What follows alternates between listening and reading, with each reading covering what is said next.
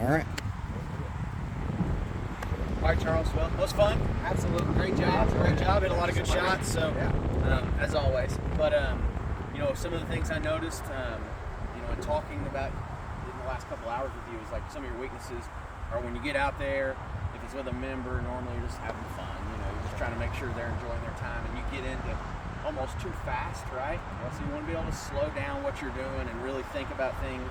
I think one of the biggest things that helped you today was picking that intermediate target out in front of the ball, a foot out in front of the ball. That almost can slow you down, right? You see tour players doing it all the time.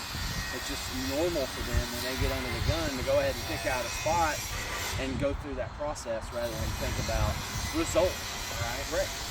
Yep. That's what's so easy to think about. So the more you can kind of really start to understand what your weaknesses are when you're out there, I think you can turn them into strengths. The intermediate target made a big difference. Plotting out my shot. As soon as talked about it a little bit more, was more decisive about it. Shots ended up going a whole lot closer to where I was trying to go. Yeah, no, and you hit a lot of good shots. And again, in the wind, we talked about trying to swing a little easier, keep that golf ball lower, maybe move it back a little bit, right? And, it's hard on days like this because in East Tennessee, if it's blowing like this, it's about to storm normally, right? So we don't play a lot of days where it's blowing this hard. But when it is, you want to know the right things to do, hitting more club.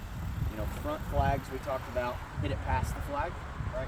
Back flags, hit it short, right? So you've always got some room and some ways to go. And then putting, we worked pretty hard on putting today with just trying to connect your shoulders and your arms, having everything going together instead of getting handsy with the right hand.